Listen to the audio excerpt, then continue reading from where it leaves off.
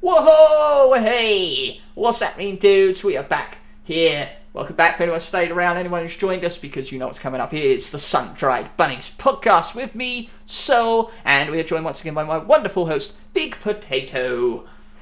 Hi. Hey, yes, and I have to admit, when Potato joined the VC tonight and turned on our camera, I was over here working on my other monitor, just setting up things. I turned and went, "Hey, Potato," and what the hell? You look amazing. Look amazing. I wanted to do a smoky eye today. Smoky eye. I think it looks fantastic. I'm sure you all agree. It looks amazing. You. Absolutely. And perhaps it is in honour of our guest coming up in just a short while. But Potato, how have you been? The last time we were here, we had Up Alone here. We had a very extensive conversation about books. How have you been since, Potato? I've been pretty good. Yeah, pretty busy, but not too busy. And I'm going to Disneyland soon. Okay, yeah, you mentioned that during a meme review. You're going to Disneyland. Where did that come about? That's new. I've been wanting to go to Disneyland for so long, and then COVID happened, and so I didn't go, and I'm finally going. Wow, that's fantastic. You have been before? I've been before, once when I was in high school, and once right after high school. Ah, I see. I never went as a kid, but... Oh, no, that's fantastic. Hey, Daisy Fox there is continuing a gift sub they got from Priggold. Oh, thank you so much. And there's no notification because when you do that, it goes weird. It doesn't understand what you're done. But thank you so much, Daisy. That's amazing of you. I want to add that down here. Thank you for doing that. That's wonderful of you. So much. Yes. I've been all over the place, really. I mean, we've had some great streams. What happened there? Are you okay? Yeah. Oh, hey, Wendy's joined us. How you doing, Wendy? Wendy has claws. Yes, Wendy has claws. Thighs, but it's okay. No, that's great. We've had some great streams, great energy, but we've also had some games breaking. We've had some games breaking on us as well. So it's been rough and smooth. I liked the ponytail glitch. That was pretty we had Dead Space blow up in our face, really, with the weird bloody elasticated hair. It was just stuff in the advanced settings, so I got it fixed straight away, but just that stream went to hell. But we ended up doing a lovely jigsaw puzzle, didn't we? And it Bioshock froze at the bloody end of it, which was... Oh, really? Yeah, I had to replay the whole thing up to that point again. But I'm all ready to go. I'm going to make regular saves and not be so bloody confident in my ability. But also my hand blew up. I've had these, you may mention on the podcast that I mentioned that I got these a couple of episodes back, and they've been wonderful. They've helped me sleep. But I went to sleep without them on for about 2 hours. And I woke up feeling a bit weird, and I haven't got them on. So I put them on. The next day, flare up in this hand. 2 hours I had them off for. That was it. Flare up, and it's been terrible. That's why I actually cancelled the stream last night, and I was planning on playing Life is Strange, which we're going to do every Saturday, which is something our guest has been playing recently, and we'll talk about that. But yes, it's been up and down, but I'm glad to be here and feeling okay. And I've got physio on Tuesday, so next time you see me, might be some progress on the old wrist front, so that's good. And my knees, I'm hoping. Yes, Maggie says you love that makeup there. Love that makeup. Thank you. Also, I have my hair in a high ponytail, so it's kind of stretching my face and making it look even better.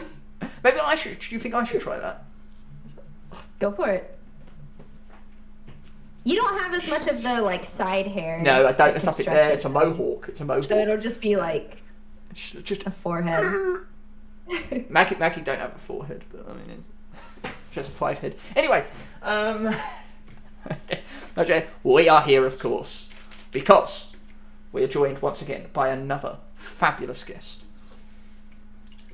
A guest that needs no introduction, so I will just not do one. No, of course I will. No, it's one of the first people I actually met on Twitch. He started not long before me. Ladies and gentlemen, if you do not know him, you're about to know him. He is the man, the myth, the legend. He is Plums. Well, now I've got to yes. Hello, everyone. How is it? Come on. There it is. There we go. Oh, bollocks. No, that's great. How the devil are you? Well, as you can see, I've also gone for a smoky eye there, and I decided against the high pony because I didn't want to look like I was just copying Potato's look. Like, logistics got in the way. Considering we had no idea what Potato was going to come here with, you thought ahead. Amazing foresight there. But yeah, what else was I going to say? It was with games breaking on you. I have an excellent example. First time I ever played Resident Evil 8. It's still clipped on my channel as well, but for some reason I just ended up in grey space everywhere, walking around holding a child, and was just like, what the hell is going on? Wait, so you... About 5 minutes into the game as well. But yeah, that's the opening scene, right? Yeah. In grey space, right, you mean like no textures in the actual void of... completely blank. That's crazy. That's absolutely crazy. Wow, no, it never got that. So we started Dead Space, and literally what could go wrong would go wrong. First of all, the girl you start with, who ends up turning on you in the game, right? Her hair became elasticated and had a mind of its own. Like, it was stretching out from the back of her skull and floating around, and it was stuck in one point in the opening ship. So it stretched all the way through the game as she walked, right? All of the items started to be haunted, and they were moving around on their own volition. So we knew there was a ghost there. We got elasticated hair, and then we had a door that when it opened, you could not walk through. Oh, great. Yeah, so that was it. That was the end of the run. But I tried it like 3 times, and it never worked. We had to witness this again and again and again. To the benefit of Dead Space, I played it recently as well. We've had some amazing crossover in terms of playing similar games, because you mentioned Life is Strange, Dead Space. That's right. I've not played Bioshock yet, but I've got 4 Bioshock tattoos, so I'm a big fan. Oh, I love it. Ooh. Yeah. But it, what was I going to say? Dead Space. Yeah, it holds up nowadays. Like, it looks as good as like modern games do. Really does. If not, maybe a shade better. Mm-hmm. I totally agree with that. Right. When I upped I remember playing it on PS3, which, PS3 was limited in its capabilities. Playing it on PC for the first time, upping everything up to the max, it still looks beautiful. Absolutely, it plays just I played it on the Xbox 360 version, and nice. Yeah, it was solid. The only problem I had was it was a benefit and a subtractor was the camera, because it's very close in and it's very hard to turn in the game with the camera. So it creates this very claustrophobic, scary environment, which is great for the game. But when you're in the open areas where it doesn't necessarily need to be claustrophobic, it becomes very much a drawback in trying to aim and shoot and try to get a lay of the land. But I think it's pretty good. It's very disorientating at times. Yeah, it's one of the things is that I think Dead Space came at a time when it was less so in terms of like the importance of gaming as an industry, and it was like, we're just going to make a horror game, and lo and behold, it ends up being one of the best ones of the last 15 years, I'd say.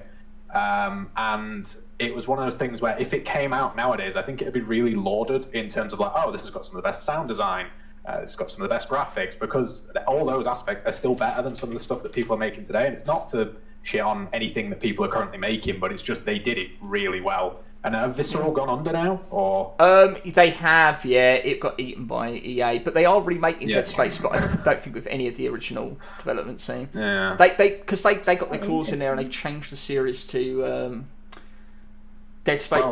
Dead Space 3 was very much action orientated and co-op, wasn't it? That's the thing, is that there's a joke of it's like Dead Space 2, and then the EA Space 3. Yeah.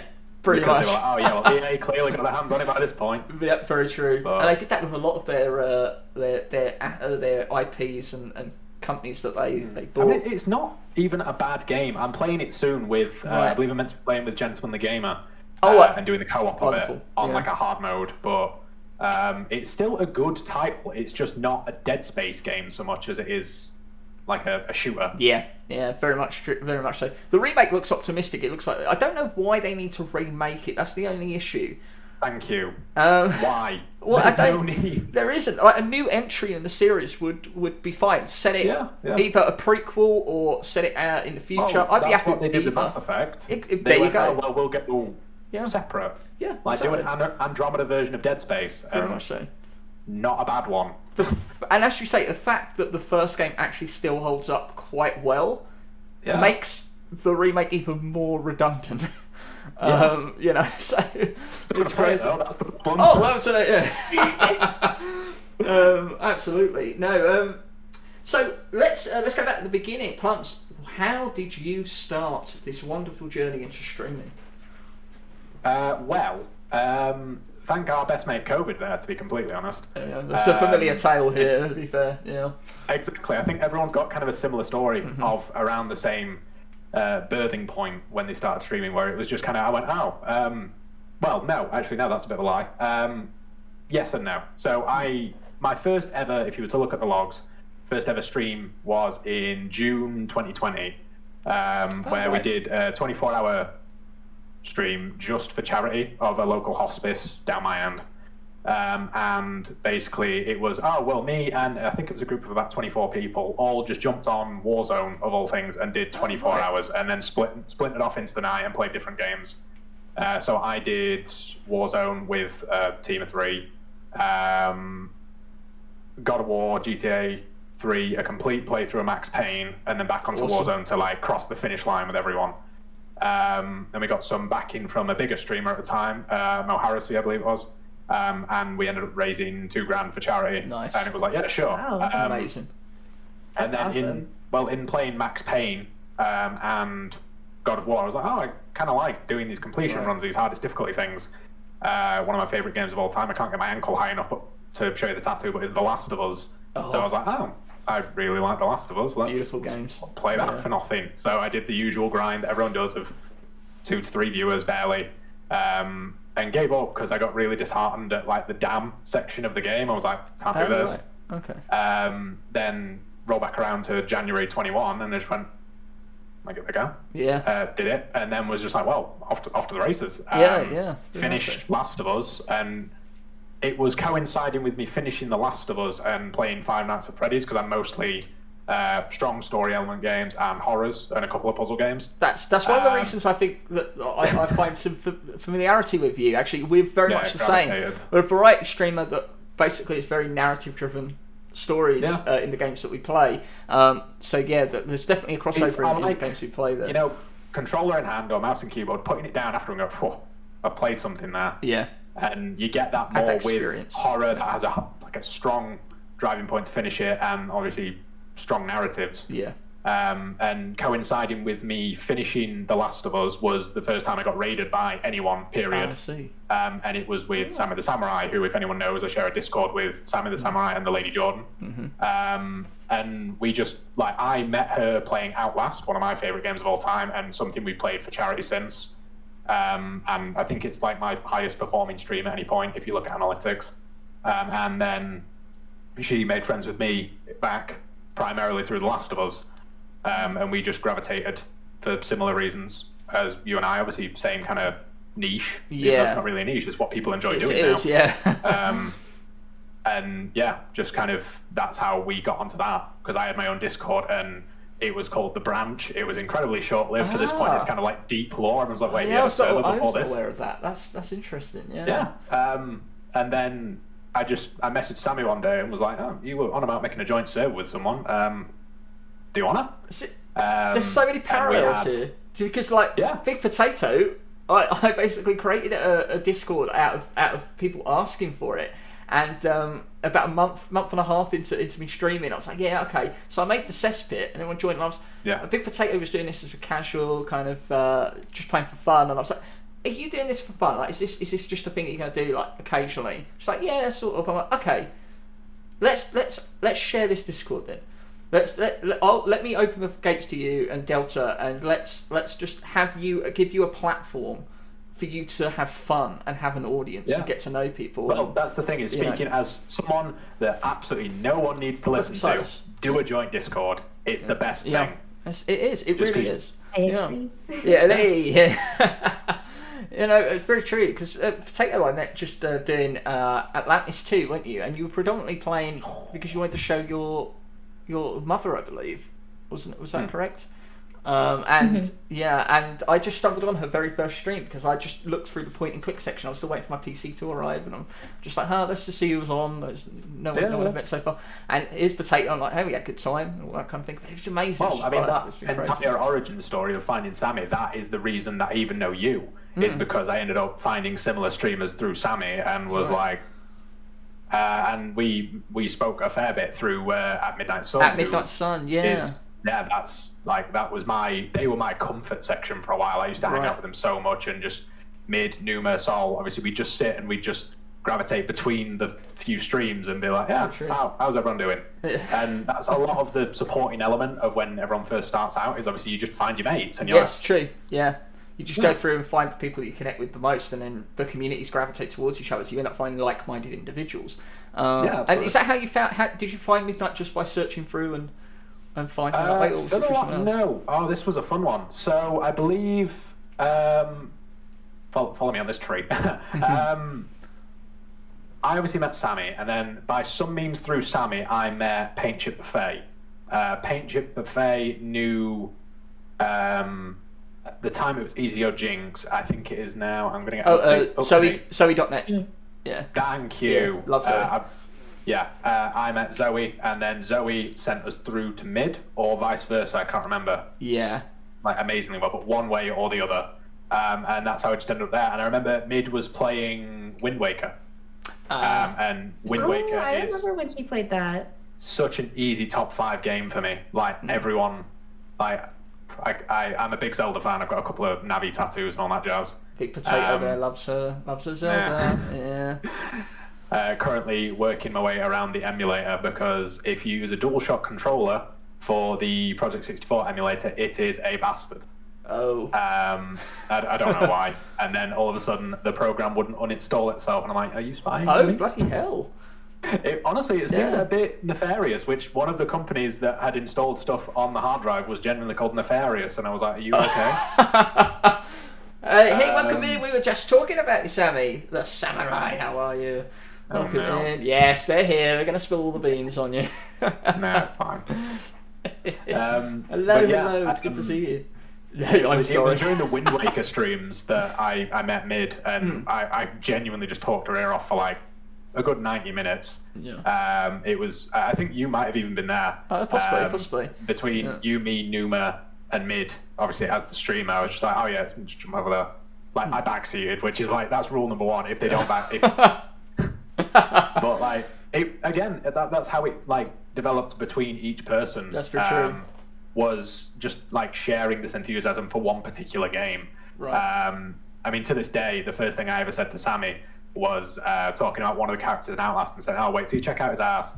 And obviously, I was talking about Dr. Traeger from That's all it does Outlast. say. Yeah, absolutely. Yeah.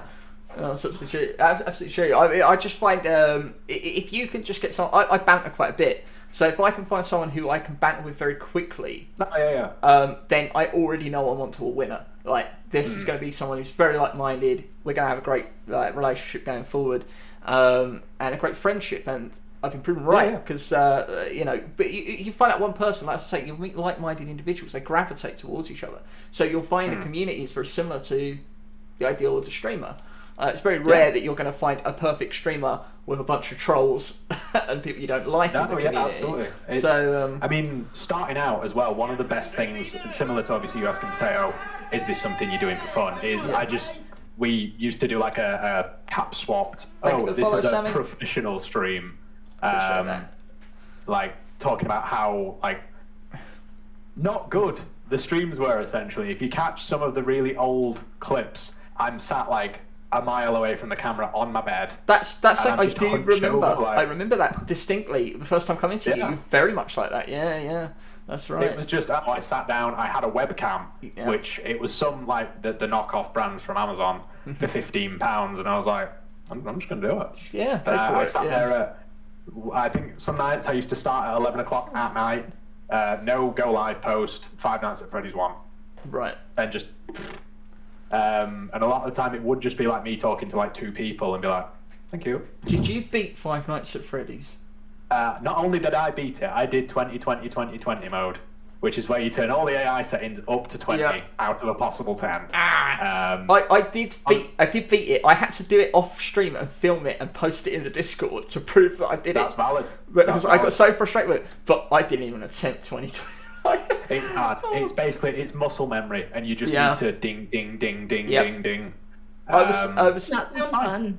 Yeah. I love the lore. I love everything about FNAF. Yeah. I love it to bits. I mean, it's. But I never played the developer, games except for Ultimate Scott, Custom has Night. had some so- controversy. But Oh aside yeah, from that's that, true. Yeah, that's very true. But I mean, some people have, in a positive, some people like the games just for what they are because they've spawned an entire genre almost They really of their have. own, or Yeah. like a niche of gameplay, which has been really fun.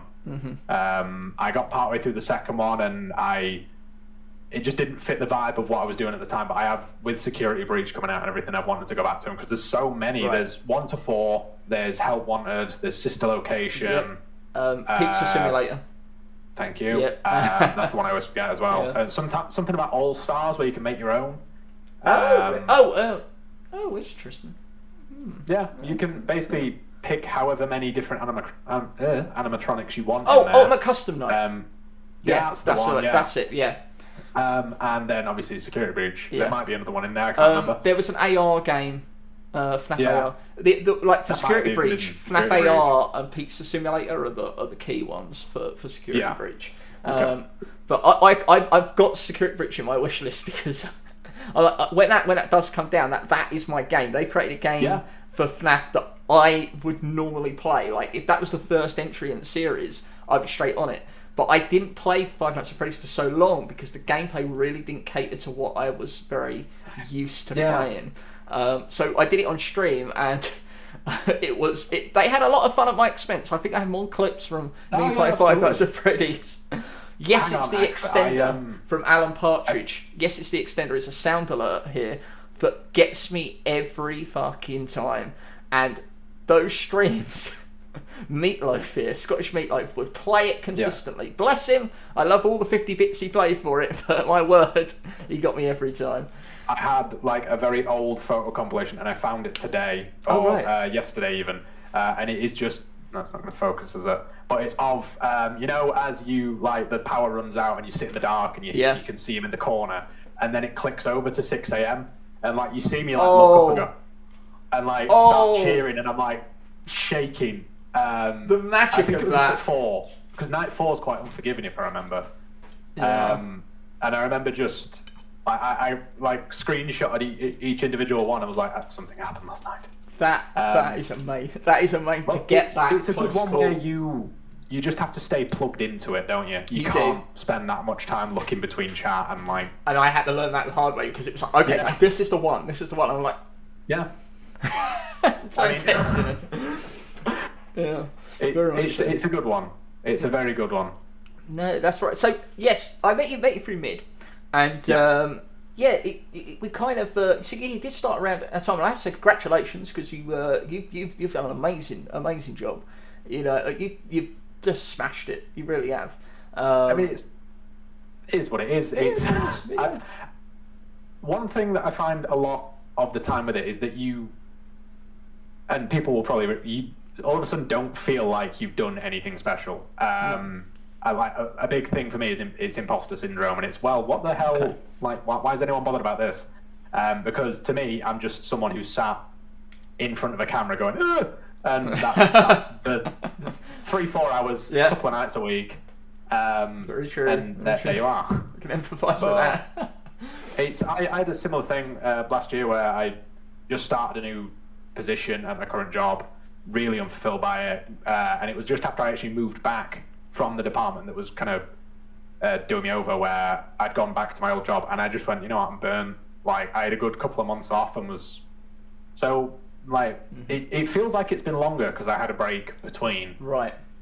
So when we did 1 year last month, we just did Dead by Daylight because that was like a meme in our community of let's play some DBD, and Outlast because it's what brought us all together. Me and LJ and one of our mods, Nightcaller Knox, they raced with us and they'd never played the insane mode, which is if you die you start over. I know. I remember beating it back in the day when it first came out. Yeah. That was a hell of an achievement for me, I can tell you. I'm glad that I did it on stream as well, just because for me it was like, oh. Yeah, absolutely. Yeah, no, I did it. I did it when the game first came out because it was one of the early games on PS4, if I remember. and there wasn't much out. Like, there weren't a lot of games, so I was like, I might as well do the same mode now. So it was just memorize. It's again like muscle memory and just remembering every kind of. It's the most elaborate game of hide and seek ever. Absolutely, because you just don't get caught. Yeah, and you're fine. Mm-hmm. Again, more crossover as well. Yeah. It is. We've got a very similar taste. Yeah, it's very true. It's absolutely true. So. As I say, you've done it basically. You got to 1 year anniversary. I think what I found was that I didn't know really what I wanted to do here, because I kept saying for a lot of time to the community was, this is an untapped like market, like this place like Twitch is untapped. There's so much you can do here and use to your advantage. Like, TV is pretty much dead. Like, people are going more and more towards this as their form of entertainment.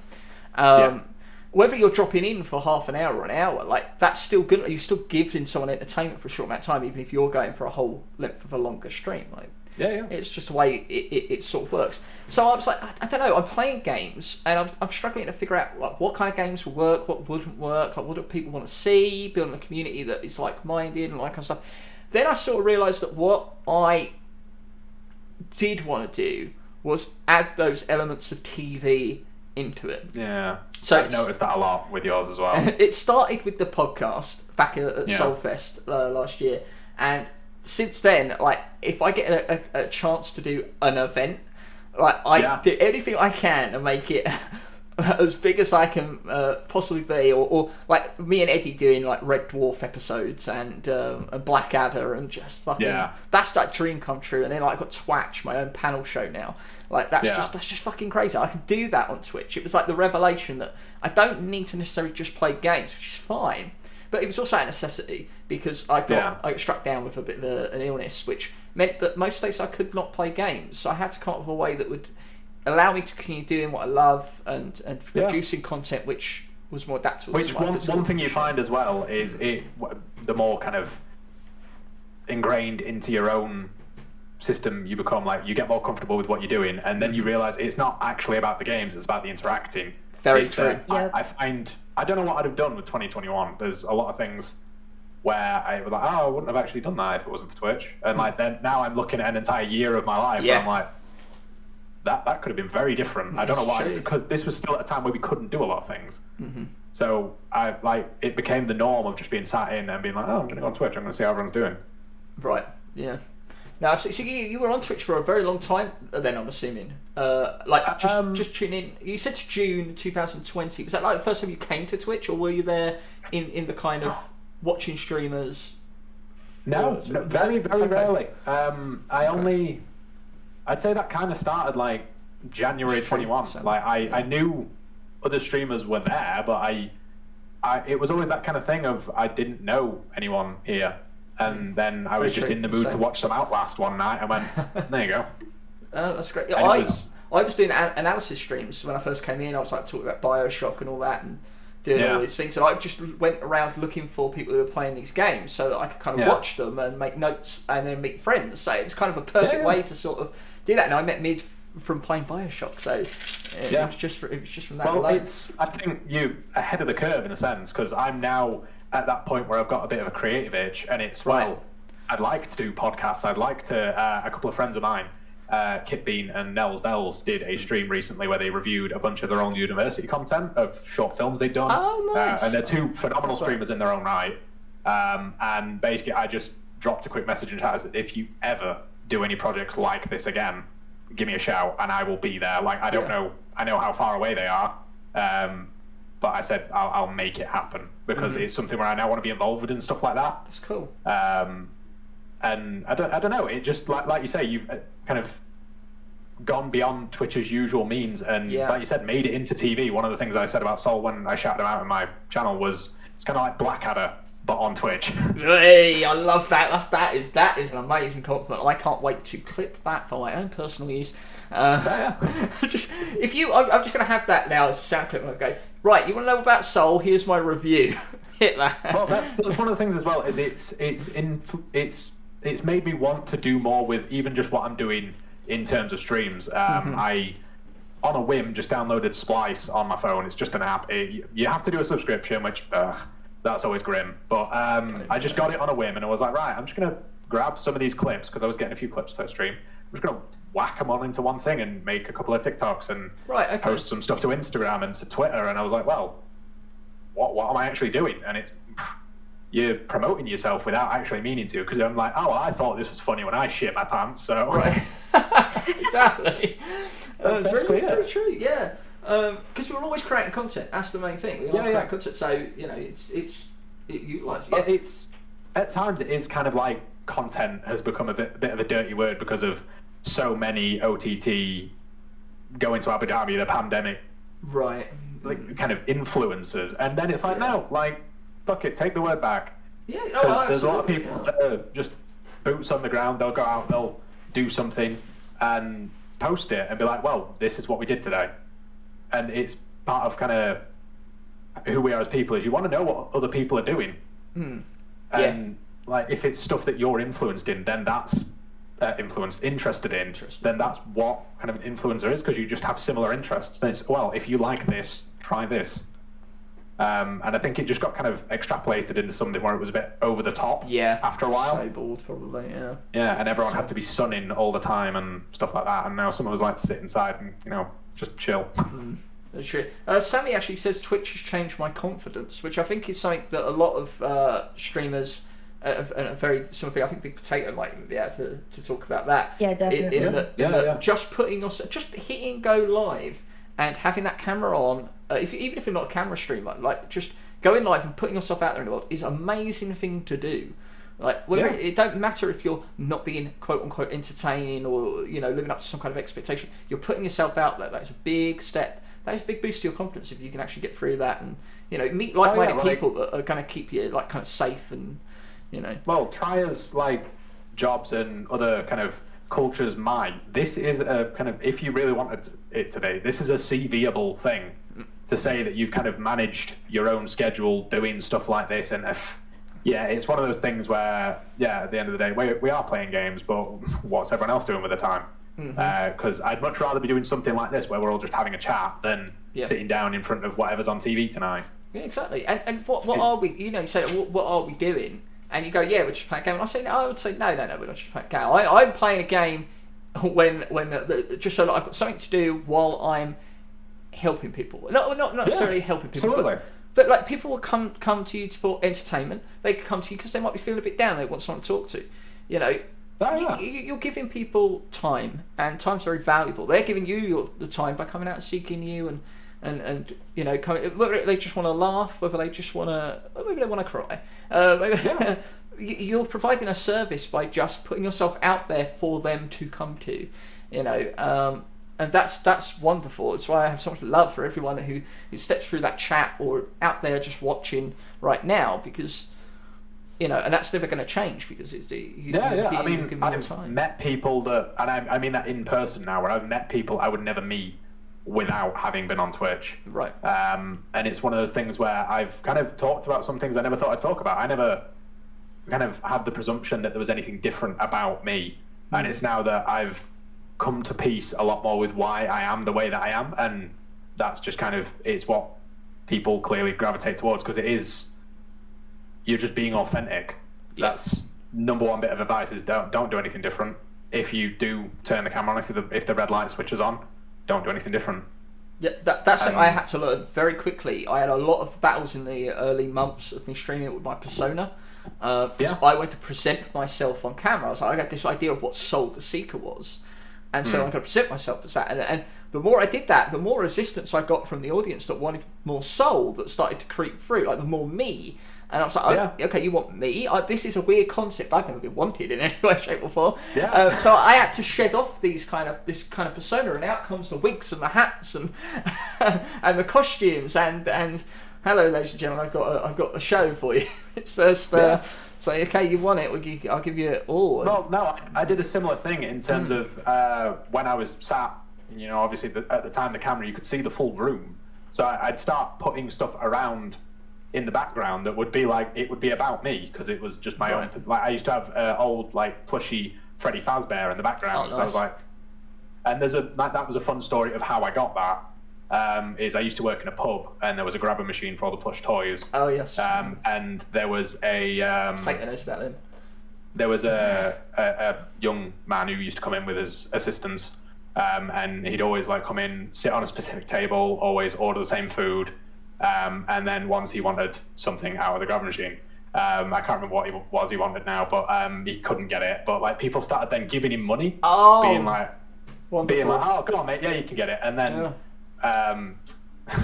if a certain pub brand chain, insert here, will be redacted. But basically afterwards, I like nudged one of the regulars, like, right, okay, I'll put 50p in. You tip the machine forward, we'll get him. And then lo and behold, he came in the next week, same table, which is always around the corner. It was nicer for him because it was like less sound. And I just had the little toy propped up with a sign with his name on it. I was like, there you go, mate. And then lo and behold, he then goes to the machine, wins that. He's like, there you go. And I was like, oh, no. Like, he got me one back, and I was like, just like that. That's brilliant. Yeah, like, he just won one and was like, oh, this, and I was like, oh, of course, it's the scariest fucking thing. Oh yeah, cool, yeah. But yeah, we rigged the machine and like got him. Well, there you go, mate. That's so fucking awesome. And like I had a little sign in the background that was "Help, I'm bad at games," because at times I just used to write stuff on paper and hold it up during like cutscenes and anything like that, because I didn't want to not communicate with people. Right. But I also wanted to be like, there's a story going on here. Yeah. Well, that's actually a good segue, because like Life is Strange is something that you've been playing recently, which is very heavily cutscene based and a lot of long scenes. And that's something that was throwing me off playing these games earlier, because I have a very stop and start thing. You know, I have like 30 redeems, and they change all the time, and there's commands coming off, and I'm like, okay, what are we doing now? Like Bioshock, I just wrote biographies for people in the middle of the game, right? It's just crazy shit. Life is Strange is very different like that, and those kind of games are very cinematic. People actually do want to listen and watch the story, but they also still want your kind of insights and that, and that balance. I was going to start it yesterday. I'm actually starting it next week, but I'm not playing the remaster. And the reason for that is because I was told not to. I've been told the remaster is actually pretty bad. I wanted to know and take this opportunity. How do you feel about streaming these kind of games? And also, what do you think of this remaster? I was a big fan. To be fair, Life is Strange. When did I play it? 2015, because it was not long before I took my driving test. Oh, right. And I remember finishing the final episode of it, and I kind of sat there for like a bit and was like, oh god. Like, oh god. And it got to like the next day, I was like, I don't think I'm over this. Yeah. It was the first time in a while I'd been really kind of sucked into the narrative. That's great for a game to have. By all means, play the first one, play the remaster. The remaster's still a bit buggy. Right, okay. One of the scenes in the final episode that you probably want to hear, I have replayed it a couple of times now for achievements and stuff, because I like getting the 100% achievements. And it just plays without sound, and it's a bit weird. Also, for some unknown reason, it doesn't seem to save your progress after a certain point in episode 4. So you basically have to play right through, and then if you want to get anything later on, you have to play right through again. So it might need a bit of tending to. Right, okay. So you might be better with the original. I don't think there's any major issue. I think people just wanted kind of the catharsis of it being brought forward again. Right, okay. Which, yeah, they've done a service, because obviously I believe Don't Nod or Square, one of them has pulled out of the team up. I think it's Square Enix is no longer involved with the franchise. I did not know that. That's okay. It's either that or they weren't involved with Before the Storm. Might need a bit of vetting on that one. I'll double check. But I know that they used a different engine for Before the Storm as well, which, while it's good, it's not as good as the original. Right. They remaster Before the Storm. Yeah, they've done both. Okay. I wasn't aware of that. I weren't sure if they actually did that. It makes sense that they would, but I don't remember hearing that they had done it. So that's yeah. Good. So it's developers for the first one, I believe, were Don't Nod Entertainment, Blackwing Foundation, and Square Enix. And then in terms of Before the Storm, it is Deck 9 and Square Enix. So the devs Deck 9 used the Unity engine instead of the Unreal engine for the remaster, and I don't think it's that big a deal. I think they still both play really well. Personally, prefer the performance of the first game now. Okay, that's fair. the prequel Before the Storm is still really good. It just seems a bit redundant. Like they should have done Before the Storm as the first one in the bunch, and then Yeah. No, absolutely. Yeah, it makes sense. How do you feel about playing narrative games that are heavy on the cinematics? As you say, you used to hold up the things, but what do you do now? Do you still? I've only done 2 so far. So I've done that and Tell Me Why, which Tell Me Why I got on a whim, but it ended up being a really good one because of its presentation of a trans character. Right, I heard a lot of good things about that actually. In that personally, regard. just found it to be a very good thing for them to have. I enjoyed playing the role because it wasn't the be all and end all of the character. Mm-hmm. It factors into the story, but by no means is it a big deal. It's just in the flashbacks they were this person. Just in case I'm trying to streamline things there, just because in case anyone does want to play it, the flashback is a big deal. But I played that and Life is Strange. Other than that, I don't think I played anything massively episodic or anything like that. You did the horror anthology, I believe, which is very much in a similar vein. Dark Pictures. That's it, Dark Pictures anthology. Yeah, I did that as a co-op, so it was one of those things where you were conversing over it anyway. That is very true. Yeah, like I'd say they're quite difficult to play anyway, because you're trying to converse with. I've played all of them through with Gentleman the Gamer, and one of the ideas we're having is to potentially, I've only pitched it to him recently, but maybe do something about a retrospective for the whole bunch. Oh, nice. Once we're done. Just because they do, honestly, if you were thinking about doing it yourself, I would definitely recommend it because they go deep, but you're trying to communicate because you've got 2 different things on 2 different screens. That's right, you have. I'm doing this. I'm doing this. Yeah, Potato did that, didn't you? You played the first one for a little while. I don't think they realised that they were seeing different things at first. Yeah, no, a lot of people They're like, didn't. is that you? Is that you? Like, that's not me. There's some extremely good games, though. It's Supermassive Games who does those, and they also did Until Dawn, which... Yeah. That's the thing, is Until Dawn is like one of the best exclusives going, because they only did that for PlayStation 4. And replayability isn't always there, but somehow with that it is. You're literally just playing the same series of events over and over, but I find Until Dawn to be incredibly replayable. That's interesting. I enjoyed Until Dawn. Unfortunately, I had the perfect run until the last bit. You know what bit I'm talking about, don't you? Do not move the controller at the end. No, don't move the controller at the end. Yes, okay. How did you lose? Because I didn't move the controller. Okay. But it said I did. It does this. Like it has to be on a completely flat surface, like doing nothing. But yeah, no, I get what you mean. Thank you. Is it SoStar? Oh, it's Rose. Sorry, Rose is. That's Rose. Right, yes, the X is it? Okay. Rosewater, yes, because Rose. Once I saw it down there, that's Rosewater from a distance. When it was big on my screen, I'm like, XS. I'm trying to make words. It's like an anagram solver. I'm playing too much Wordle. That's what I mean. New friend also found through Life is Strange, which that's the thing, is like-minded people, and then just saying, well, if we get on, do you want to chat while we play this game and this game? And I think it's to kind of bring it back round. The episodic ones, like your Walking Deads, your Wolf Among Us, Life is Strange, sometimes necessary evil. Just kind of talk over it because they are so cutscene heavy and dialogue heavy that you just kind of have to. Yeah. But I think it is one of those things of you're there for the streamer with those kind of games and their reaction to what's happening. Right. Man of Medan and Little Hope are a bit more hell for leather. Like, you spend the first 15 minutes when you're in a co-op on a stream going, hell is going on? And I found that was definitely the case when Gent and I played them, is I just went, I've got no idea. I'll come in. I've decided to just move it to a separate day for Life is Strange. Like a weekly Saturday stream for it. I thought that was better, especially because it's episodic, and B, I know you'll be able to maybe if you're interested in watching it, then you can kind of make a time for it every week rather than like, I don't know when you're streaming next. is it Tuesday, Wednesday? I don't know if I'd be able to get there. I don't know. I'm just kind of thinking maybe too much about it. Yeah, but I mean, no, it's absolutely because that's how I started initially. Is I used to do Wednesday, Friday, Sunday, and I used to have a story game on a Wednesday, horror game on a Friday, and a community or co-op game on a Sunday.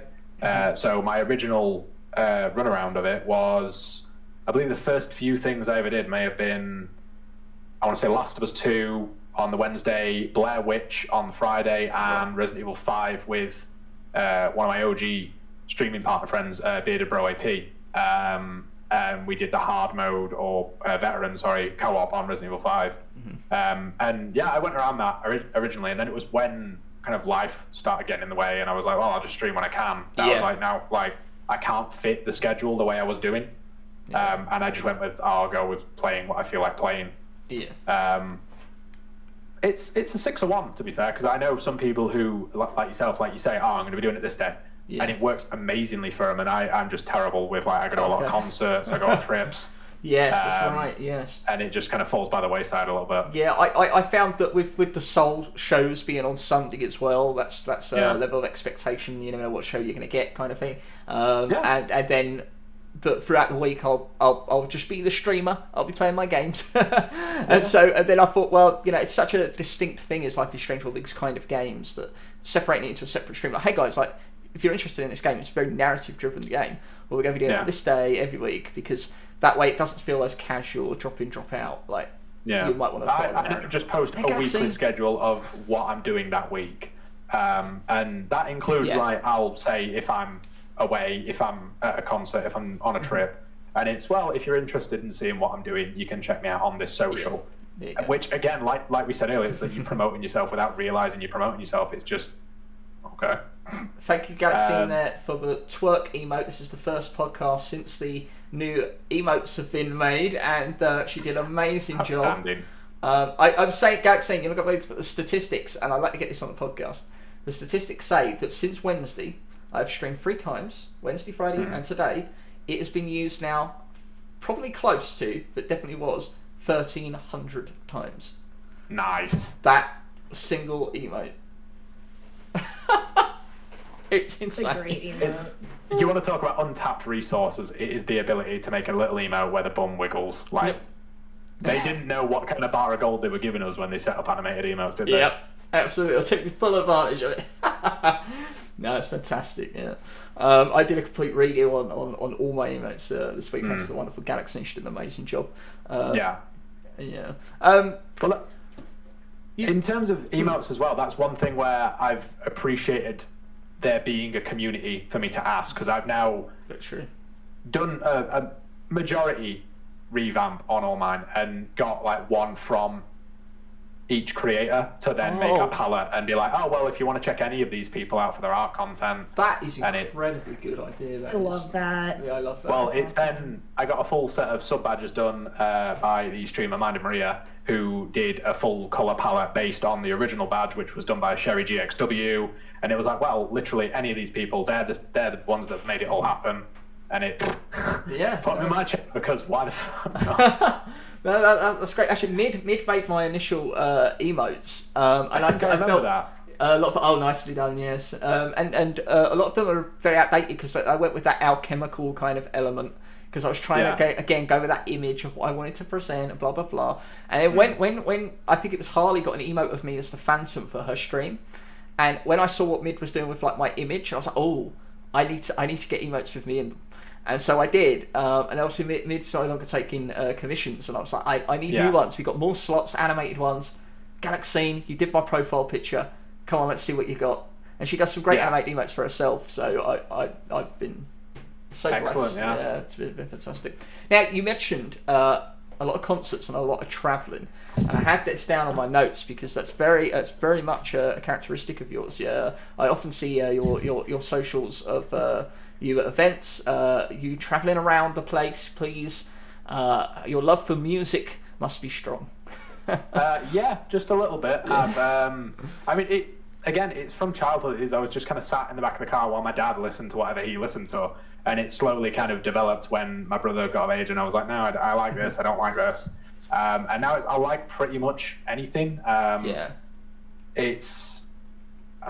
they're just a nice place. I've had a weird relationship with them where they're nice to go and switch off.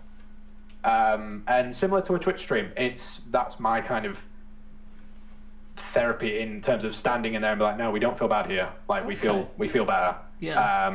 And it's such a kind of juxtaposition because a lot of like, look at me. A lot of it is quite like angry looking bloke shouting on a stage and be but yeah, like a lot of them have the same message of like, and I think it stands in both when you're at a concert and when in life and in your chats and wherever else it may manifest itself. But it's if you see someone down, you get them back up. Yeah. And it was one of those things of like it's too fucking short, and I know a lot of cases where it's you hear about people being too young, and I was like, yeah, and now it can happen any day, so I'm like, fuck it, I'll do whatever I feel like doing. Hell yeah. I mean, one of the you mentioned, any good anecdotes? Oh yes, for the podcast. That's right. Yeah. Drop this in here. Yeah, I went to Paris for 24 hours with no hotel, and just roughed it overnight. Found a 24-hour cafe. Was sat eating French onion soup at 4 a.m. Oh damn. Because I was like, well, I just really want to go see this band. Oh wow. Okay. Oh right. So I got there. So finished work at 5 o'clock on the Monday. Got on a coach 7 o'clock. In London for 10, on the coach to France, and the ferry by 11/midnight. Yeah. Pulling into Paris coach station 9 a.m. the following morning. Found a venue. Went to the Louvre, an amazing bookstore called Shakespeare and Co. Awesome. A couple of landmarks, Eiffel Tower, that whole jazz. Yeah. Had the best McDonald's of my bloody life. Crouched down on the street with the juice dripping out the burger like some kind of feral goblin. There was actually a civil protest that day as well. People rushed to the building, and there was like smoke and flares. It's on my Instagram. Wow. And I was like, there's just sirens going off. I'm like, what do I do? Yeah, I don't blame you. Bloody hell. And then I just went into the concert, which, if anyone knows, it's the Bataclan, which obviously it was involved very heavily in the Paris terror attacks. Yes, that's right. Yeah. I did a meet and greet with the band at that show. So being in there early doors and it being an empty room, and I just kind of I just pulled my phone up, snap. Mm-hmm. And I was like, it's a bit powerful, that, isn't it? Well, like, the fact that you've been stringing for a year and already bands want to meet you, that's incredible. That's no. Nice. No, that's incredible. What a tale as well. Yeah, and it was just hopped on the coach. I think it was 7 a.m. the following morning, and within 20 seconds I was asleep. That was so done. Yeah, it was bad. That's incredible. There's an element of freedom there. So it was. I think because when I posted it on my Instagram, I just put the caption as "Had the day off work. What about you?" Because it was, I didn't have anything to do today, so. So cool. That's awesome. It really is. So do you travel? Do you travel often? Is it usually down to concerts, or is it just travel in general that you love to do? Anything, everything. To be fair, it's I'm starting to kind of get a feel for whatever you feel like doing. Right. Yeah. I'm taking a trip down to see some friends who I've met through Twitch at early March. But yeah, a lot of concerts. My friend lives down in border of Wales kind of area, Shrewsbury, Shropshire. So I go down and see him every now and again. I'm doing Ireland in August. I'm doing Wales in June to see Rammstein. I'm going up to Machine Head in Scotland in September. It's too short, isn't it? Yeah. Why wouldn't you do it? You sound like my mate Eddie. Like Eddie is like, he's got everything kind of like laid out. He can tell you what he's doing. He's going in this band this week. He's going to this country that week. Because he's got the same mentality. He's just like, I just want to do it. I want to experience as much as I possibly can. This page on my notes is my calendar. Look at that! Not focusing. Oh, yeah, definitely comes through. That's January to May. January to May. Only thing I've got, right? Let me see if I can get this out. The only thing I've got is in May.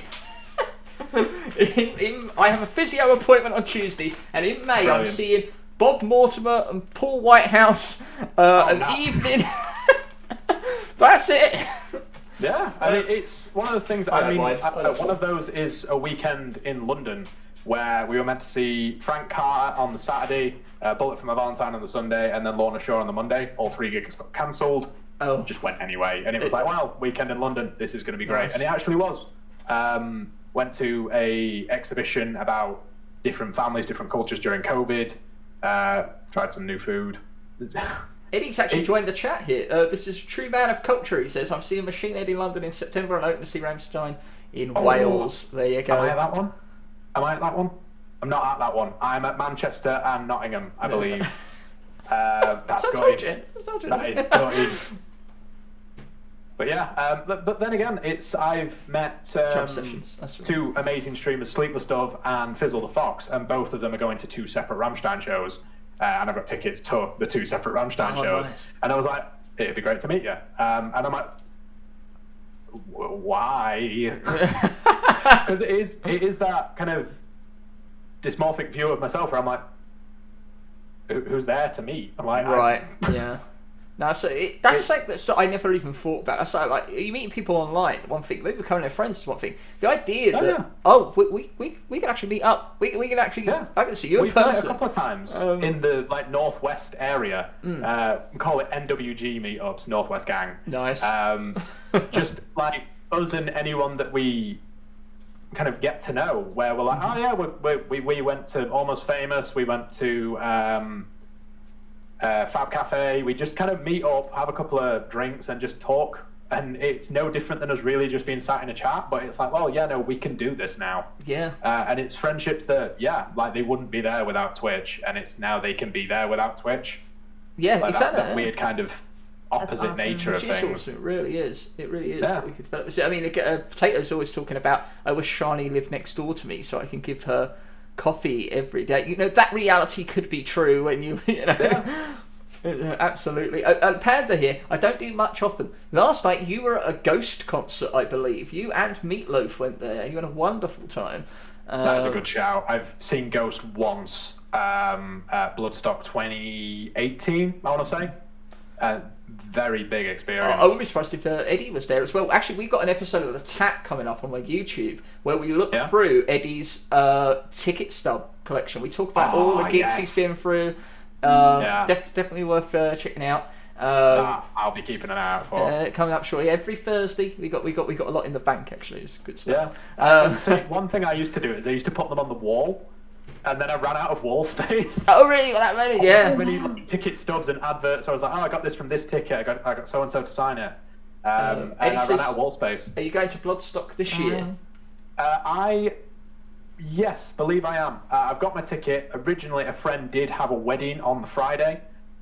He's just moved it, so now I'm in Ireland just before that, and it's all being well getting back. Yeah, I'll be there for the Wednesday to set up as normal. Eddie will meet you there. It's become a bit of a meme that I'm one of the barrier guys. If you look at any of the promo material for Bloodstock Festival, I'm always on the front row ever since 2015. There was me and 2 guys called Brendan and Max, and basically we just met each other. I'm like, oh yeah, we like all the bands here today. Hi, friend. And it was a similar thing to a Twitch where it was like, oh yeah, we all like the same thing. And off to the races we went, and it's been a good time since. I can't fault it. Similarly is that one of my friends, the Maidenhead, I met him originally at Bloodstock, and he's now started streaming. Yeah, he has. Yeah, but we know Maidenhead quite well, actually. Yeah, mainly through the Horseman, actually. But yeah. Yeah. Well, we made such fast friends in real life that then when he started, he asked me for a bunch of help setting up his OBS and stuff like that, and now we've kind of made such a fast relationship via Twitch that he now only calls me Plums instead of my real name. Oh, really? We've got a group chat for the trip in March, and he calls me Plums, even though my contact information usually is down as my real name, which it's not really a mystery. My socials are Nick, but I guarantee that no matter who I meet, they will call me Soul, and I'm absolutely fine with it. Because I'd rather embrace the name Soul. Times that I get like a photo of Plums at a supermarket, and it's like, at times I'm like, oh, there's a drink. Was it? The Battle Hamster sent me a picture just last week, and while I was streaming, mind you, I just got an image that's, of the drink Soul in a 4-pack, and said, "We found you." I'm like, "Drink to my health, friend." I will, good sir. I love that. That's just fantastic. They're always thinking of you. Whenever they see Plums, they'll think of you. Well, that's great. It's become like we always ask like, what's the selling price for like how much can you buy for this much? And I was like, okay, well I weigh this much, so have you got that much on you? And like it's that whole thing of like if they were to buy 100 and however many pounds of plums, and it's like, yeah, there's me. Oh dear. She's a big potato. Enough about that. Oh, that's such a good joke to make. Is this big enough? I remember didn't Eddie do the we did Big Potato Appreciation Night for her, and we got people to film messages for her, and Eddie did this wonderful, just straight to the camera, normal message, generic as everything, and then right at the end pulls up a massive potato, just decorated everything. He drew on. Yeah, he drew on it. Just so nondescript, brilliant. So yes, I believe you may have something to show us today. Yes, so a bit of a 2-for-1. Oh, nice one. It's entirely through the medium of wardrobe. So the first thing, just in case anyone is partial to some kaiju film, is the old Godzilla flick T-shirt. Nice. And it's actually a trip that I've chewed people's bloody ears off ever since meeting them. So obviously COVID became a bit of a thing around February 2020. Lockdown for the majority of us, March 2020. When COVID was a thing, I was in Japan. Oh, right. Which not necessarily the part of the world you want to be in. When you can't communicate that well with people at the time. And like that's becoming a thing. And it was a matter of, I was there the 11th of February while the 25th. And when we left, our biggest concern was, I hope the weather's all right so that the plane can fly us to Amsterdam to get our change. Right. And then when we got back, we went, oh shit. Yeah. Like there's a pandemic going on. Full on pandemic, yeah. But yeah, it was that was like one of the like biggest things I did in 2020, and it was like the year stopped after February, but like we had this amazing 2 weeks out there. Yeah. Where we did a week in Osaka and a week in Tokyo. Nice. It involved like pit stops, days out in Nara, Deer Park, 2 days in Kyoto, a day in Hiroshima. We went up to Shiroishi-zao, if anyone's ever heard of the fox village that they talk about a lot on like tourism pages. Do not go there. The animal care is horrible in that particular area of the country. I specifically didn't post anything apart from one photo because I was like, this does not deserve any patronage.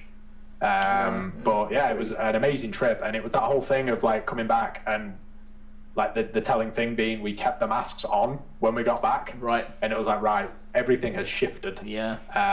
And just that weird period of time where like I was away when everyone was starting to like get a bit more itchy about it. And it was also while what's the name of there was a boat docked off the shore of Japan with a bunch of cases confirmed at the time, and we were just about to go up. I remember that. Yes, that's right. I can't remember the name of the boat. I can't remember. I remember reading that. Yes. But we like went up towards that end of the country, and we're like, okay. Yeah, it's starting to feel it. And it was one of those things where I was like, you know what? If I was ever going to get it, it would have been then. Yeah. And thankfully, I've had the gift of good health since. But yeah, it was that my show and tell revolved largely around kind of this, because it was again a similar thing to what we all enjoy, which is like video game culture. Yeah. There's an area in Osaka called Denden Town, which was wall to wall with just various kind of video game. There was a Sega building, which Sega have moved on to a lot of kind of arcade machines and stuff like that now. And just everything's multi-story in terms of complexes and different things per floor. It's like your stereotypical. We had one in London. We had one in London which was mirroring something in Japan, and it literally, you walk in. I can't remember if it's still there. It's been years. I went to it when I was younger several times with my brother. But you have arcade machines like on the bottom floor with a bunch of Japanese culture and video game culture kind of shops, like little stalls. Then on the next floor, you have a whole fucking cinema, more arcades, a toy store. Then there's a roller coaster at the top of the building. Whoa. Yeah, pretty insane. And this just multi-story kind of shopping complex just went up. And, Yeah. and there was a massive Sonic statue in the middle of it. Yeah. Anyone knows what the hell that was, please let me know. But I think I remember seeing the Star Wars when he re-released them in the 90s. My brother took me to see the Star Wars films there. Just anyway. It's one of those things. It was a very surrealist kind of perspective to watch everything else in the world change, because I was like, this is like where my kind of heart is, because I'm a huge Capcom fan as well. Favorite game of all time is the original Dead Rising game. And like I was just walking out, and like we went to the Nintendo store, and they have like the Capcom store in the same area. Awesome. And just all that kind of stuff. Like there were Pokemon centers everywhere, and I was like, this is me. Because it was like Zelda, Pokemon, Dead Rising, Resident Evil. To this day, somewhere lost to the doom box of time, is I've got like a not a rip-off, but like it's a green herb curry that Capcom made, where it's just kind of like a katsu style sauce, but marketed as green herb curry from the Resident Evil universe. Yeah. And like cool. I specifically bought a Japanese copy of the original Dead Rising game, but in my own kind of heart of hearts, I had to buy it in Japan myself to be like, this is mine now, I own this. And it has like the original, because they changed the box art for the game between releases. Right. And it's got the original box art, it's got the original disc design, because it was a lot more of a gritty game during development, and it's something that I've like read up on loads over time. But yeah, it was one of those things of like, as my show and tell, I was like, like if anyone ever manages to get the chance to go over and kind of sink their teeth into any of the games they love over there, I'd absolutely recommend it, because it was unreal. See the Tokyo Dome? I did, yes. We there was a Shake Shack there. I am aware of your affluence for the graps. Yes, I love my New Japan Pro Wrestling, and Tokyo Dome is that home. We went with a friend of mine, again, Bearded Bro AP. He's a big fan of it himself. We went through Tokyo Dome Way. We nearly got tickets to see one of the shows there. And I'm informed that like shenanigans, because there were a couple of big bouts on that night. And we just, honestly, it sells out all the time. We like made a point of trying to get tickets to it. And he found the card not long after, and he like genuinely like, you know, when you get that one message, and like he messaged me and went, Nick, what? I can't believe we didn't go. And like he was heartbroken for that entire day. But yeah, he made a point of, we went to the store and we went to the Tokyo Dome. And we went past one of the halls. Korakuen. Yes. Korakuen Hall. We went past Korakuen as well. And then also, for my own, I forgot the name of it now, but we went past one of the big music venues, which is where Judas Priest recorded Beast in the East, which is one of their live albums in Japan. And I cannot remember the name for the venue. Give me 2 seconds, because it is here. It was the Budokan. Oh, Budokan, yeah, Budokan, yeah. At the time, sadly, it was under maintenance, so I don't have a good photo of it, but it's like a very sunsetty, like, you can see all the scaffolding. I'm aware of the Budokan. New Japan hold events there as well, actually. Yeah.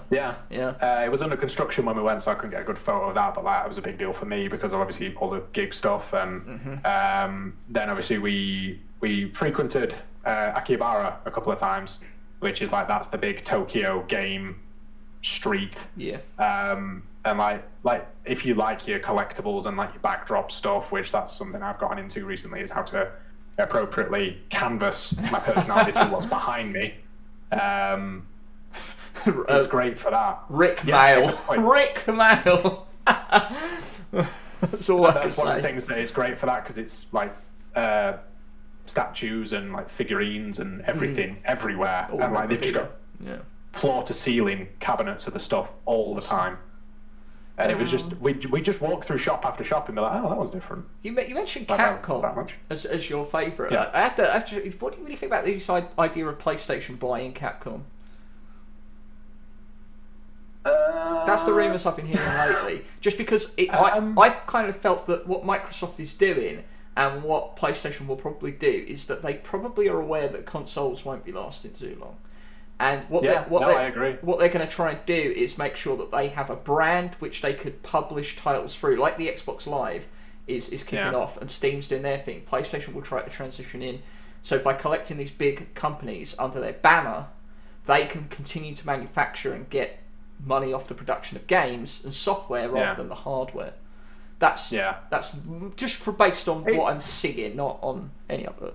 Internally, it surprised me that it was Capcom that was mentioned in that conversation, just because Capcom always seemed a bit more ironclad involved with the Xbox brand. But that was just me personally, because I've always played the Dead Risings and the Resident Evils all through Xbox, apart from Resident Evil 0, which obviously that came out on the GameCube as well. Yeah, that's right. Yeah.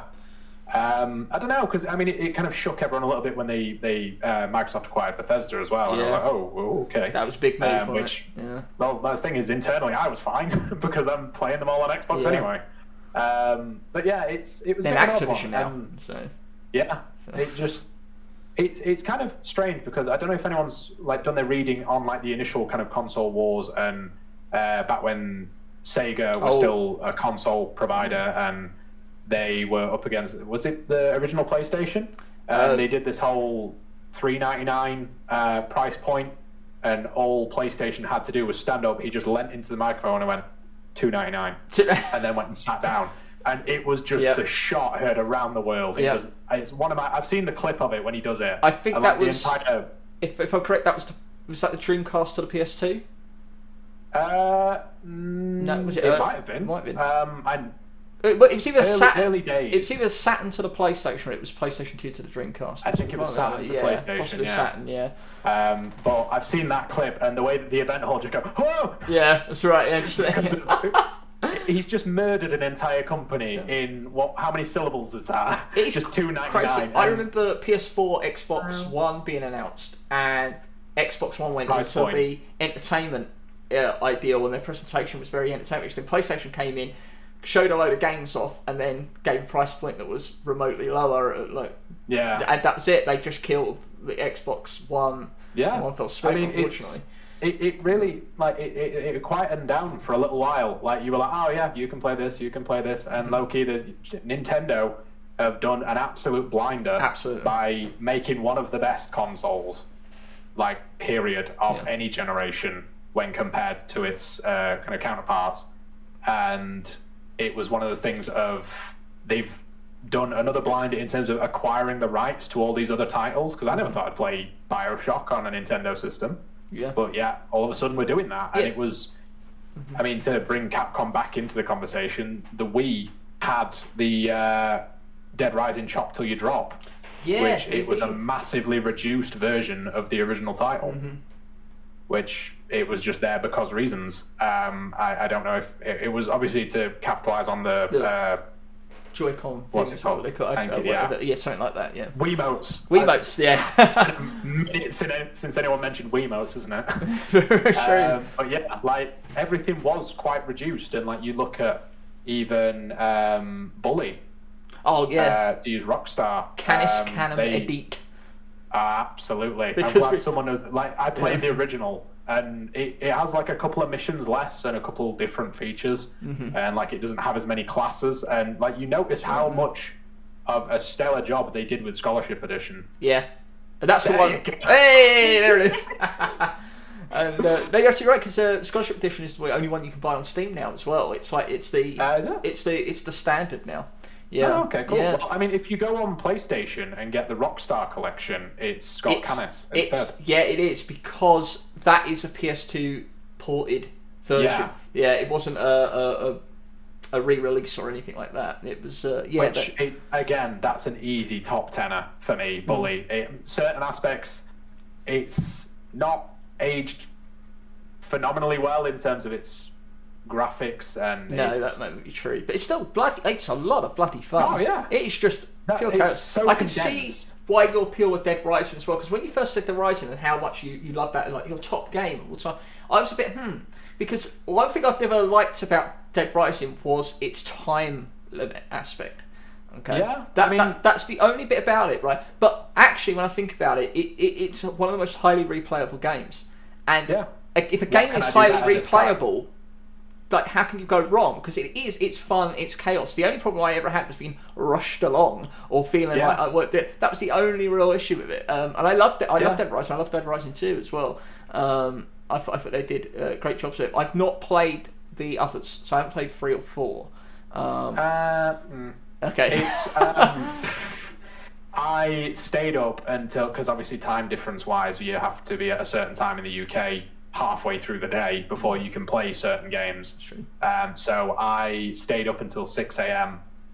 partially due to just not being able to sleep, partially due to I wanted to play Dead Rising 4. Oh my god, was I disappointed. I was heartbroken. Because they go back to the original setting, they go back to Willamette, they bring back the original protagonist, Frank West. Yeah.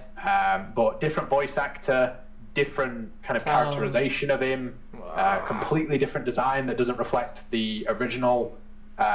It's a fine game, it's just not a Dead Rising. It reminds me of Metal Gear Solid 5, right? With what they did to Snake, you know, and they're like, changed the they voice just actor. changed too much. Yeah. Very true. I mean, I've played it, I've 100%ed it. Dear God, did it take me forever. But it's a good game. It's fine. It's fine. But that must be because I'm assuming you like, as it's your favourite game all the time, you must love that franchise quite a bit. In general, I mean, so... the more I played the other ones, the more I realised how much I absolutely adored the original. To the point I played it. What day it went? I think I finished it a week ago or 2 weeks ago, on stream, and I just recited like the survivor schedules from memory. And there were certain things where I was like, this is such a simple feature, and I can completely understand why they've done it. One boss where she has 3 other survivors kept as captives, and the second you enter that area, their health bars start depleting. And I didn't know it, went to a different area, came back 5 minutes later, they'd all died. But I was like, oh, of course that would happen. It's a psychopath, and they're captives. Like, it made logical sense, right? Yeah, absolutely. Yeah, it was one of those things where it was just a tiny feature, and I was like, yeah, okay, fair. Yeah. And I remember everything about it. At some point, I am gonna do the infinity mode, which is where you just have to survive for as long as possible while having a constantly depleting health meter. And I'm not going to get anywhere near it, but the record is 17 in-game days, which is the equivalent to 34 hours. My PB is 10 days in game, so 20 hours, and that's including breaks. But it now lends itself quite well to streams, because there's certain instances where you just have to sit and wait and do nothing, and you can just have like a just chatting segment with a little box down here that'll show what he's doing, and a little timer that says, "Oh, make sure to feed your guy." It's like Tamagotchi. It's like a Tamagotchi with his zombies. Brilliant. But yeah, it's I don't know why it just persists. Like whenever I'm like looking at, I always clear hard drive space when I've completed a game. I've never got rid of Dead Rising. Did it say? Yeah. Oh right, you got rid of it. Oh, yeah. Like I deleted Life is Strange Remastered today because I 100%ed all the achievements, and I was like, I'm not going to play that again. Might play Dead Rising 1 again. It's always a...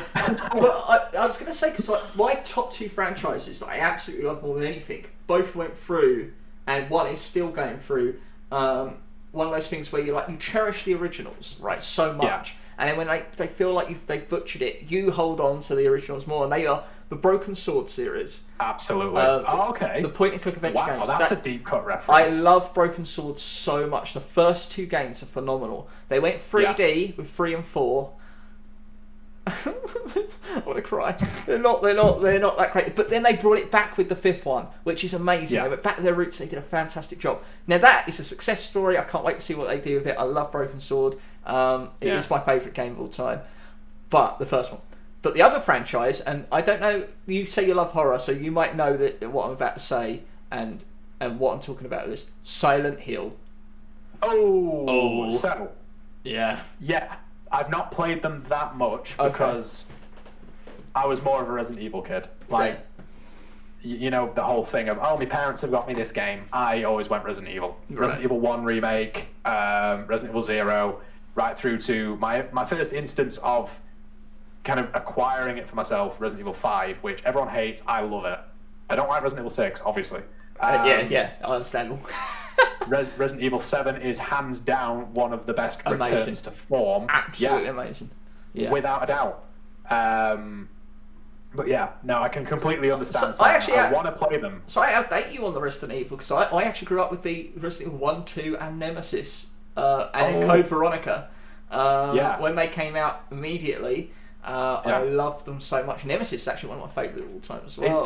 It's how bad that I've got a Japanese copy of GameCube Biohazard, nice. which again I bought while I was out there. It's still in the wrapping. I was like, need it. It's great. Have to have it. Silent Hill though. I love the series 1, 2, 3, and 4. Amazing, right? Then the franchise got ported to America. They didn't understand the concepts. They didn't understand what they were trying to do with it. They butchered all the games. And then obviously you had Kojima coming in, and then that fell through. And Kojima's a double-edged sword. It's a pachinko machine, and Konami, what are you doing? Yeah, I've played Shattered Memories for the PSP as well. Yep, Shattered Memories. I want to actually sit down on stream and have a first taste of Silent Hill and sit and be like, right, what is this all about? I have to give you some advice immediately. Go for it. Do not buy the HD remake remaster. Do not buy or play it, because it is not true to the original. They get rid of the fog. They change all the voice actors. They all lose their nuance and meaning. You need to get the Silent Hill 2 enhanced edition. Okay. Right. I've got the HD, but only because I bought it a long time ago. Okay. And it was seeing it in my library and then going, oh, hello. Like, I want to play this at some point. If it's your first time experiencing these, or it's been a while, I very much ask you not to play it, because it is bad, or very bad. Yeah. I mean, there's so many franchises that I've got. I'm a huge Spyro kid as well. Spyro. Again, can't get my leg high enough, but my entire calf is a Spyro the Dragon tattoo. And 1, 2, 3, fine. Enter the Dragonfly, massively rushed through production. Hero's Tale, take it or leave it. It's kind of an open world version, where it's just one long flowing map, and then they do the weird, dodgy reboots of A New Beginning, Eternal Darkness, and I think there's one other, Dawn of the Dragon. And I've got them all because faithfulness to the series, but they're not good games. Obviously, I do have some umbrage with one of those. What is the one? Because I too have played many of them. I can't think I played them all. But I do remember coming back to the franchise where you have a female companion dragon and you are tied to them. Dawn of the Dragon. I genuinely think that game is very underrated. So do I. Yeah, okay. All right, we can have a fight they there. redeem it a bit, but it's still in the same universe as the two dodgy. Elijah Wood is voicing Spyro one time. The voice of Sparks changes 3 times. And they even reference it in that game. In Dawn of the Dragon, he has a much kind of deeper voice, and he goes, "I don't know why my voice keeps changing." And it's like, "Oh, that's funny. Like you can't hold down a voice cast." Yeah, exactly. Yeah, let's poke fun at the developers. But then Toys for Bob came along, and that remaster, it's a very cathartic thing for me because it just looks gorgeous. And there's a funny story with the developers where they redid all the tunes note for note. Oh, and really? They reached out to the original composer and were like, would you mind just kind of vetting this for us? I went, yeah, I can send you the MIDI if you want. And they went, what's a MIDI? And it was I put it through a program and it plays it all itself through the instruments. You don't have to do anything. And they just kind of went, sorry, what? Because they'd hired someone to re-record everything, MIDI, and then they didn't even need to do it. Yeah. But yeah, it's a great game. It's one that's, again, if you're talking games I want to sit down and I want to just kind of express love for, I just want to sit down and play the Reignited trilogy in full. I haven't got the Reignited trilogy myself, or the Crash Bandicoot one. I can't wait to get them to play through them. But I've been watching on stream. One of the people in the community named Chewy has been learning to do speed runs of Spyro, and it's wonderful to see him learn all these little tricks and adapt to it. It's amazing. Yes. You get the hint of nostalgia, and you're also like, come on, you can do it. Especially him learning it. He's not pro by any means. Well, that's when you know you found a real love for the games. 2 for me is obviously doing the Outlast races, which I don't necessarily do speed runs necessarily, but it's like who can win, who can do it the fastest. And then also Portal, which again, this is kind of lore at this point, but we spent a long time in our community doing Portal races. Oh, nice. It's that in terms of a completely inbounds console run, I can do the first game in, I think my record was 28 minutes 28 seconds. Wow. Which like we had, I think Game Sherry Ever GXW, does some speed runs of Portal as well, from what I recall. It's such an again, it's one of those things of like you just love the game enough. And I played it on stream once, and I was like, God, I love this. Yeah.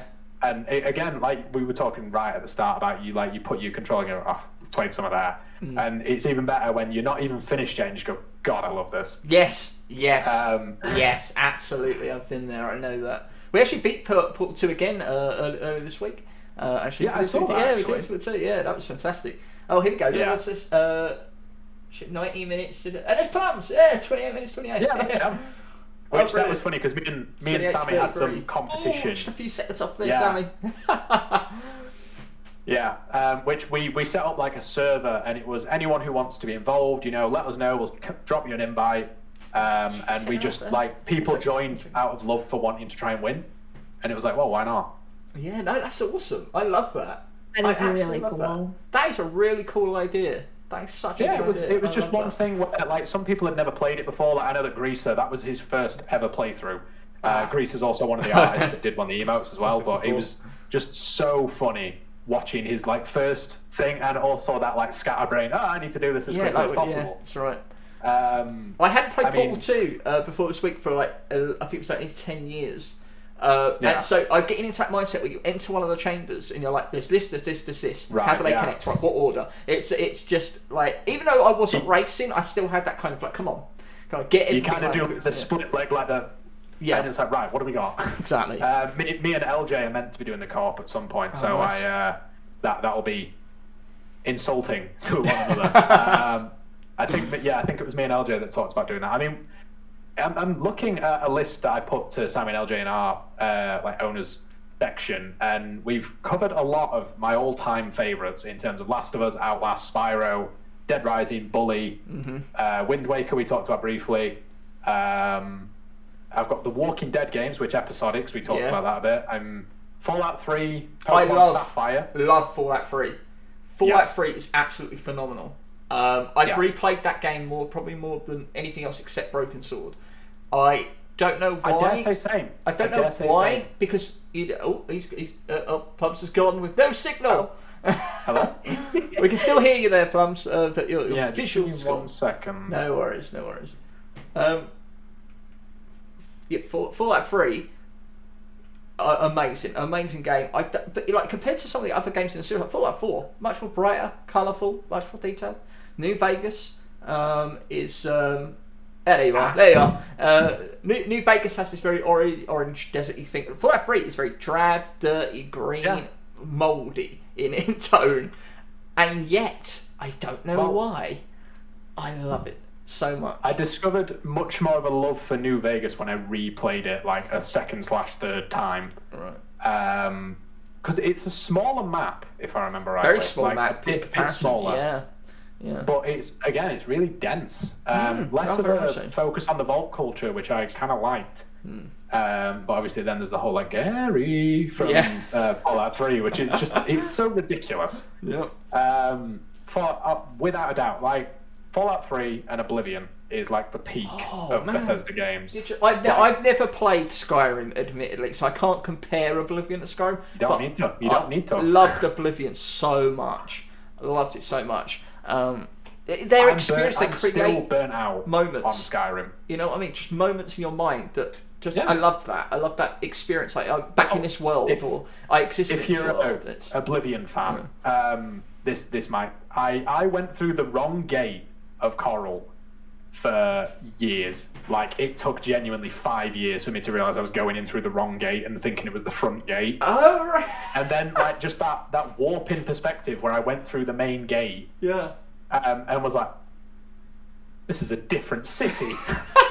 It changed everything I thought I knew. I was just like, it changed everything. But Oblivion, I'm still burnt out on Skyrim from like 5 years ago. Okay. And Oblivion, I can go back and I can replay God knows how many times. It's just such a good game because it's what they've not added to it yet that makes it so good. Like, it didn't need a sprint mechanic and shouts and so many other little things that they add later on in the series. Right. Where now it's like they've got all those things added and it's a better game in some facets because of it, but it was fine because you could manipulate it in so many ways. It was really fun. You should check out New California. It's a mod for New Vegas, also Tale of Two Wastelands. It's better. The mods is something I'm relatively new to because I was a PlayStation guy for 20 years, and then when I came to stream, I moved on to PC.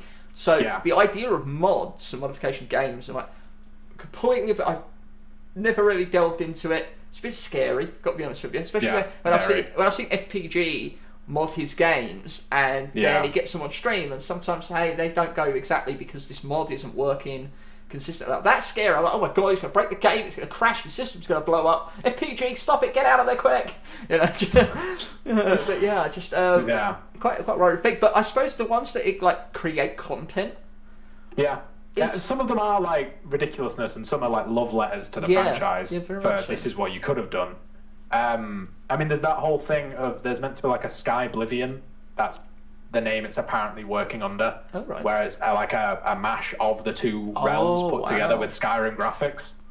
But obviously, you think about how big and dense a game Oblivion is. Yeah, it'll take a while for them to render that into the right graphics. And I think the Black Mesa was like sort of that was originally a fan project, wasn't it? Yeah. So a lot of especially point and click adventure games. Obviously, being a big fan, a lot of them start off as remakes or remasters of out of fandom. More than anything else, and they're like, hey, you know what? We're going to pick you up and publish this. Well, I mean, you look at like the release titles of Nintendo. A lot of things seem to be kind of point and click ish on the Switch, and they're all at a very affordable price point. And it's something that it's that fans can make this. Yeah. And that if they have kind of that love and drive for game development, like it's probably the most affordable way for them to do it because one of the things is like suffocation of smaller devs. A good indie title that I tried recently was Infliction, which like he has an extra. You remember like Modern Warfare 2, where you have the museum and the gallery afterwards. He has like that. It's like an art. Exhibit. Yeah, exhibit. Yeah. And like you go through and you see all the concept art presented as like exhibits. And Bendy did something similar to that, if I recall. I want to play Bendy so badly. Actually, the first time you raided me was during Bendy. It was, I do this thing quite often of like cropping my tabs so I can just see the streamer. Oh, okay. And I remember, like, I was like, I want a Red Soul. He's playing Bendy, and like the second I got in, I was like, crop. Yeah. And it was just like chatting. I was like, whenever you like reacted to something, I was like, I'm not looking. Yeah. Because you came in, I just think I've got a great memory. I was doing the projectionist as well, which, considering you don't want to see it, probably a good idea because that is a moment you don't want to, you don't want to forget, or at least get spoiled in a way. Because yourself, you've played it. LJ has played it, and I spent the entire thing just watching chat. And I remember. Back in the days of my old laptop, I used to just fall asleep whilst watching stuff on Twitch, like you said right at the start. It's like TV. And I remember waking up, and by some means, some kind of wave of raids, I'd ended up in a very old friend, Not Delaney's chat, and she was playing Bendy, and I was like, what the hell is this? Like 7 a.m. brain. It was more like, what the hell is this? And I was just immediately kind of taken with Bendy and was like, I really want to play this. And I'm basically waiting for Microsoft to pull their finger out and put it on sale. So. Oh, I see. Right, I gotcha. I highly recommend it. Great experience. So then you can go back and see my analytical approach to it. Well, it's one of those things there's so much to talk about with games sometimes. I remember we said for the longest time we were going to sit down and have a really long thought-out discussion of the Last of Us games. Oh, right. Because the amount of people that all kind of grabbed onto that with two hands and wouldn't let go. It's still an enduring conversation with myself and Sammy where I said to her the other day, I was like, you know what? It's taken nearly a year. I think I'm ready. I think I'm ready to play it again because I've not touched it since finishing it. Right. And like chat got like low-key annoyed with me because I kept like pausing. I was like, how it ends, no spoilers, but how it ends, I didn't want to do it. Right. Because I was like, I'm emotionally invested in this now. It's done it again. Yep. Bear with me 2 seconds. I'm not sure what the deal is here.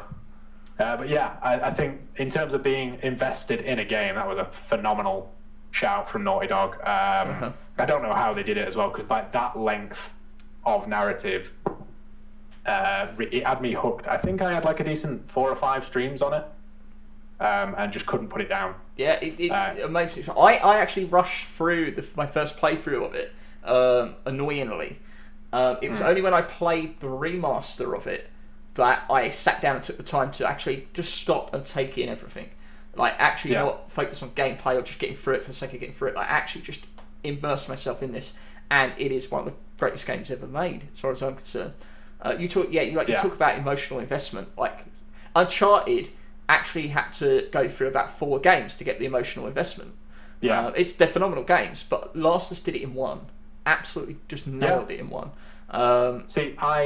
That's a deep cut for me as well, is I did Uncharted 1 on brutal mode. And around the same time I was doing Uncharted 1 and Last of Us 2, and I cancelled other planned streams. I was like, no, I just want to play Last of Us 2. Like, I don't want to play anything else on stream right now. I've yet to play The Last of Us 2. I'm looking forward to eventually getting around to doing it. I'm a very patient fellow when it comes to games. Like sometimes a game will come out and it will be years before I play it. Because I have no kind of like fear of missing out or anything like that, or anything like that. I'm not too good. And usually when I do eventually play it, it's been fixed. You know, you know what I mean. I'm going to get the best quality product at a cheaper price. So by all means. So why not? That's what I did as well. I waited for a while until the price came down, and like it was one of the things where I realised I was finally doing what I wanted to do. Was like I just like brought the case into frame at the end of another stream. I was like, this is what we're doing next. Yes, love that. And like the internal like joy, I was like, this is happening. That and Little Nightmares 2, I was like, got tied very much on the Little Nightmares franchise. Because amazing games. I did an analysis of the first one and all the DLC, and then I was actually I was doing a video editing for another streamer, Nini Bell, and she was doing Little Nightmares 2, so I actually watched her play through it while I was playing through it and editing her footage, so I was actually able to do a complete analysis of it. I've never actually done it on stream. I have it all written. I love the series. I think it's wonderful. It's another game where me and LJ thought about sitting down and just talking about it. Yeah. Because there's enough in there. There is. It's very deep. Did you not at some point have like a little mock-up artwork? Or am I thinking of another streamer? Did you have something in the raincoat? I had an artwork of myself as Hollow Knight, thanks to Galaxine. That might be what I'm thinking of. Be that. But I also remember that Death Violets did a drawing of Little Nightmares, but I don't know if you're familiar with Death Violets. I don't think I am. I've seen them in chat. Yes, she is actually my original co-host. We founded this podcast. And a substitute. Yes, a substitute to potato.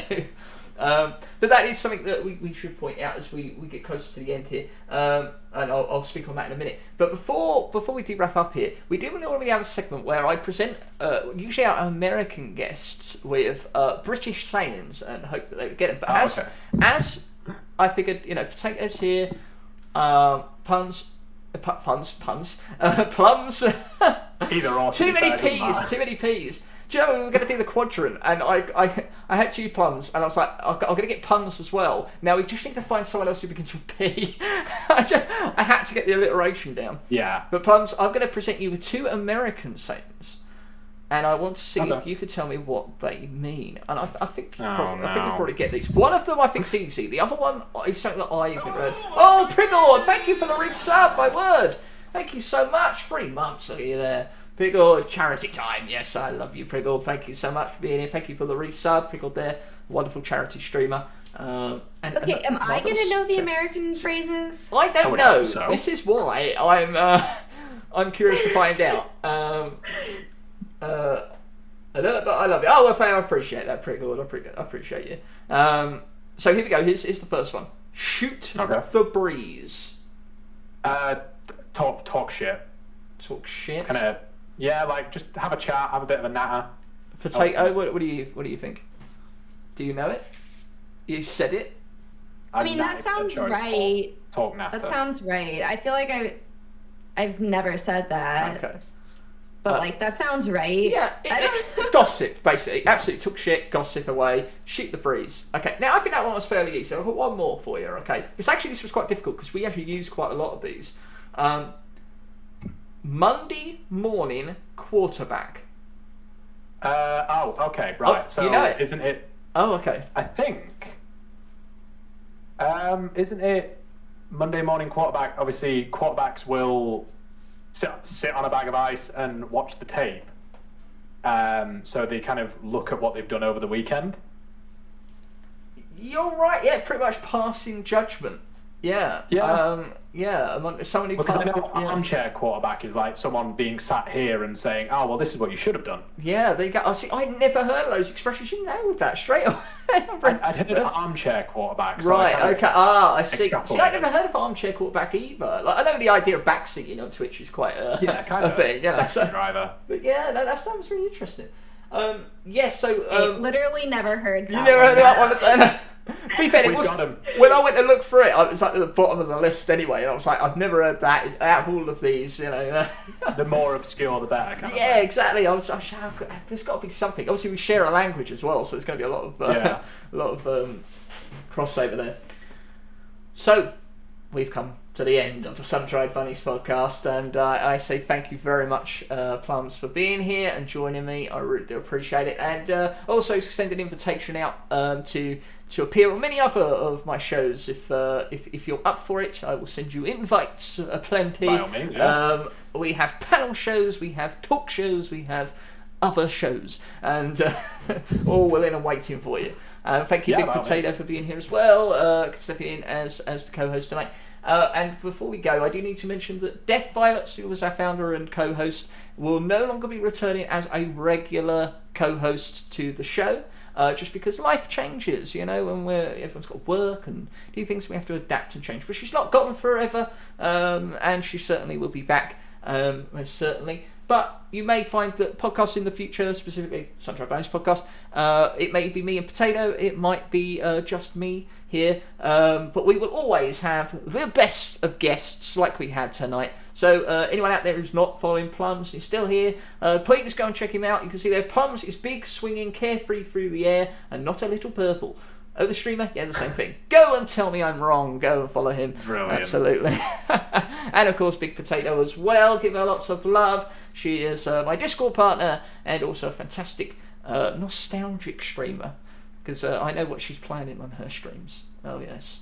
It's going to be good. No, that's fantastic. So we are going to wrap up the stream and end here. I thank you so much once again for joining me. I may be back Tuesday. As I say, I've got a physio appointment, but if I am, it's Bioshock once again, and we will persevere through with no crashes. And also, we're going to be playing Final Fantasy VII, the original Final Fantasy VII. Bit of nostalgia coming up for you. And next Sunday, we got Galaxine on the Vault. See what she's trying to put into my sacred vault and what she wants pushed from society, and you get to vote in whether she passes them through or not. That was a bit weirdly worded. And we will be giving out another Donkey award to another demo on Steam. That will be a lot of crap needs to be locked away for sure. I can't wait to see what you'd give us next week. It's going to be a hell of a treat. And we've got giving out another Donkey award, another demo playthrough next week as we highlight some of the best demos on Steam. So once again, I say thank you very much for joining us here for the Me Review and for Sun-Dried Bunnies Podcast. And I will bid you all adieu. Let's say goodbye, everyone. Way, farewell, farewell, farewell, farewell.